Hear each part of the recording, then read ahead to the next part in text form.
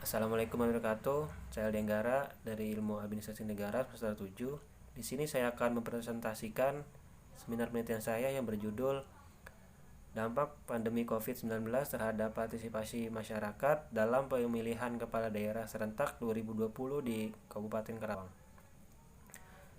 Di sini ada abstrak saya yang terdiri dari latar belakang masalah, tujuan penelitian, dan metodologi penelitian. Lalu di bab 1 ada pendahuluan, latar belakang masalah, mengapa saya mengambil judul tersebut. Karena menurut saya di Kabupaten Karawang sendiri tingkat partisipasinya sangat rendah.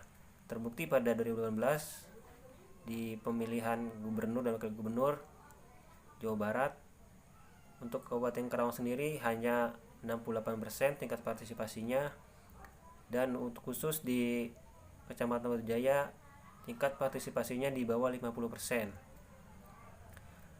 Nah, itu yang sangat menarik dan kenapa saya mengambil judul tersebut. Apalagi di masa pandemi Covid seperti ini, seperti kita ketahui, kita dilarang untuk berkerumun dan keluar rumah, sedangkan pilkada sendiri harus tetap diselenggarakan. Dari latar belakang masalah tersebut, saya menarik rumusan masalah.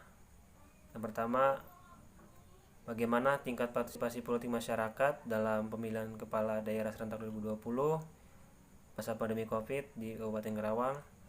Kemudian, bagaimana efektivitas strategi Komisi Pemilihan Umum dalam meningkatkan partisipasi politik masyarakat pada Pilkada serentak 2020 di masa pandemi Covid-19 di Kabupaten Karawang. Dan tujuan penelitian ini, yang pertama, untuk menganalisis berapa besar tingkat partisipasi politik masyarakat dalam pemilihan kepala daerah serentak 2020 pada masa pandemi Covid-19 di Kabupaten Karawang. Kemudian, untuk menganalisis berapa besar efektivitas strategi Komisi Pemilihan Umum Partisipasi Politik Masyarakat dalam pemilihan kepala daerah serentak 2020 pada masa pandemi Covid-19 di Kabupaten Karawang. Nah, untuk signifikasi penelitian sendiri ada dua macam. Yang pertama, signifikasi akademik dan signifikasi praktis. Nah, untuk signifikasi akademik sendiri, saya mengambil dari 10 jurnal terdahulu yang terkait dengan penelitian saya, dan kebanyakan dari 10 jurnal yang saya ambil membahas faktor-faktor yang mempengaruhi tingkat partisipasi masyarakat, dan ada juga yang membahas tentang peran dari Bawaslu sebagaimana untuk meningkatkan partisipasi masyarakat. Nah, novelty atau kebaruan dari penelitian ini, saya akan membahas seberapa besar tingkat partisipasi masyarakat pada pilkada serentak di masa pandemi Covid-19, serta berfokus pada seberapa besar efektivitas strategi Komisi Pemilihan Umum untuk meningkatkan partisipasi politik masyarakat dalam pemilihan kepala daerah serentak pada masa pandemi Covid-19. Dengan adanya penelitian ini, saya berharap dapat berkontribusi dalam perkembangan ilmu pengetahuan, khususnya mengenai pentingnya partisipasi masyarakat dalam pemilihan kepala daerah serentak 2020 dan dapat menggunakan hak pilihnya dengan bijak. Nah, untuk signifikasi praktis sendiri ada dua macam, yaitu manfaat bagi peneliti dan manfaat bagi pemerintah. Nah, untuk bagi peneliti sendiri, untuk sebagai wawasan atau pengetahuan tentang pentingnya partisipasi masyarakat. Nah, untuk manfaat bagi pemerintah sendiri sebagai masukan untuk terus meningkatkan dan mensosialisasikan tentang pentingnya pilkada serentak di masa pandemi Covid-19 dan dapat membangun kepercayaan masyarakat agar dapat berpartisipasi dan mensukseskan pemilihan kepala daerah serentak 2020. Pada bab 2 kita membahas kerangka dan teori. Di sini ada pengertian dampak. Ini salah satu pengertian yang saya kutip dari salah satu jurnal seorang. Kemudian ada pengertian partisipasi masyarakat. Kemudian ada pengertian partisipasi politik masyarakat.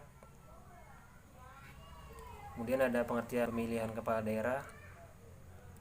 kemudian ada regulasi atau aturan pemilihan kepala daerah serentak 2020.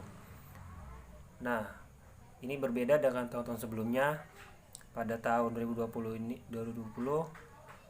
ada regulasi baru yang dikeluarkan oleh Komisi Pemilihan Umum Republik Indonesia yang pada poin pentingnya yaitu untuk tetap menjaga jarak, lalu mematuhi protokol kesehatan, dan mengurangi jumlah maksimal orang dari 800 orang menjadi 500 orang, dan harus di setiap TPS harus menyiapkan tempat cuci tangan dan sabun. Kemudian juga sebelum melaksanakan atau menyelenggarakan pemungutan suara harus disemprot oleh disinfektan, dan kepada setiap petugas menggunakan face shield. Jadi itu poin-poin yang ada di regulasi pemilihan kepala daerah serentak. Nah, kemudian juga ada COVID sendiri menurut kawan-kawan virus yang ditemukan pada manusia atau hewan, dan virusnya dapat menginfeksi manusia serta menyebabkan berbagai penyakit mulai dari flu, MERS, dan bahkan SARS. Nah, ini gejala yang diinfeksi atau yang diderita oleh para masyarakat yang mengidap infeksi COVID-19. Yang pertama, demam lebih tinggi dari 30 derajat Celcius, terus batuk kering, lemas, tenggorokan sakit, terus sesak napas, kemudian sakit kepala. Nah, ini kerangka berpikir yang saya tarik dari berbagai teori tadi, yaitu ada undang-undang yang menaunginya, Undang-Undang Nomor 6 Tahun 2020 tentang penetapan Perpu Nomor 2 Tahun 2020 tentang Pilkada 2020 di masa pandemi COVID-19. Kemudian variabel X sendiri yaitu variabel dampak pandemi COVID, dan variabel Y-nya ada partisipasi politik masyarakat. Di dampak pandemi COVID-19 sendiri ada indikatornya, ada dampak positif, dampak negatif, dampak yang disadari, dan dampak yang tidak disadari. Nah, untuk indikator di partisipasi politik masyarakat ada partisipasi aktif dan partisipasi pasif. Nah, ini hipotesis yang saya buat, yaitu HO pertama, tidak ada hubungan signifikan antara tingkat partisipasi politik masyarakat dan pilkada serentak.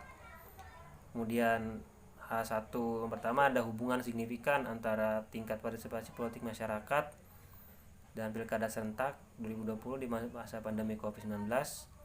Kemudian HO yang kedua, tidak ada hubungan signifikan antara efektivitas strategi KPU dalam mempengaruhi partisipasi politik masyarakat dan pilkada serentak 2020 di masa pandemi COVID-19. Untuk H1 yang kedua, ada hubungan yang signifikan antara efektivitas KPU dalam mempengaruhi partisipasi politik masyarakat dan pilkada serentak 2020 pada masa pandemi COVID-19. Mungkin itu bab 2. Kita masuk ke bab 3. Bab 3 ada metodologi penelitian. Di sini ada paradigma penelitian. Paradigma yang saya ambil yaitu paradigma positivistik.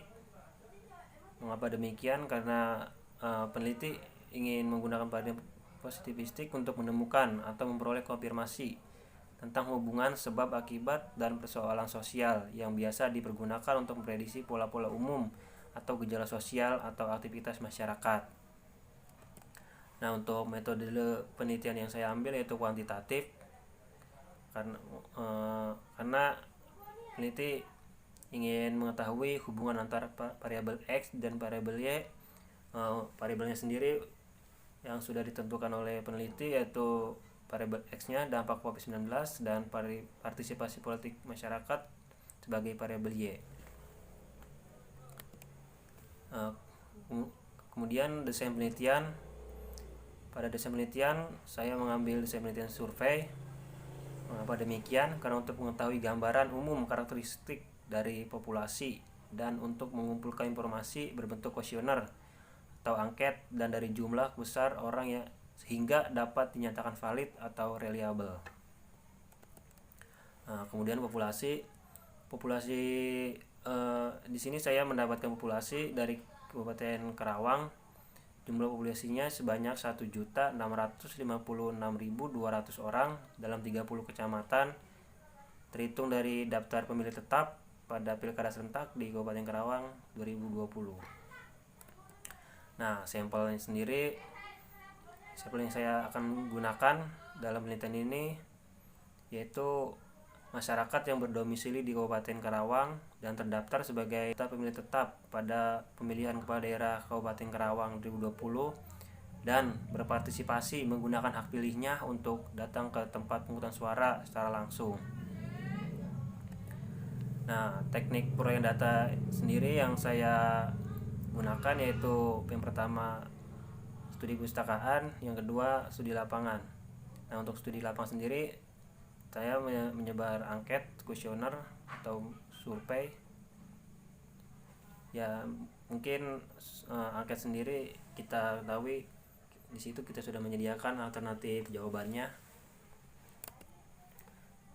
Nah, kemudian teknik analisis data, teknik pengolahan data yang dibutuhkan untuk mendapatkan suatu hasil dari penelitian yang dilakukan terhadap objek yang diteliti dengan menyebar angket. Ada pertanyaannya, jadi bersifat tertutup dengan ada beberapa pilihan alternatif jawaban. Untuk validitas sendiri saya SPSS dengan versi 16,0 dan taraf signifikasinya yaitu 0,05 atau 5%. Nah, untuk menentukan item-item atau data itu valid atau tidak valid. Kemudian reliabilitas, saya tetap menggunakan SPSS versi 16,0. Mungkin saya menggunakan metode Cronbach Alpha, tapi diolah melalui SPSS.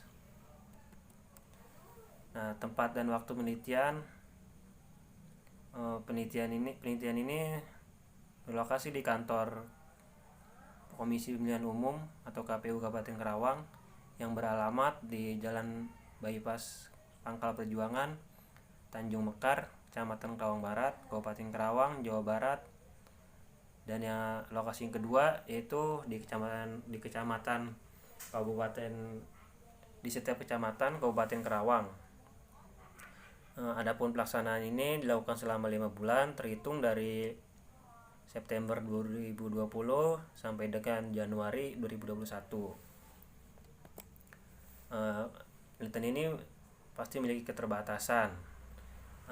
Keterbatasan yang pertama yaitu tentang paradigma, karena masih terdapat try and error. Artinya pelaksanaannya masih dan hasilnya masih itu programatis, tidak selalu menghasilkan pembelajaran yang sepenuhnya. Jadi memerlukan pembelajaran dan pemahaman kembali. Berarti harus tetap dikaji ulang. Nah, kemudian ada keterbatasan metodologi.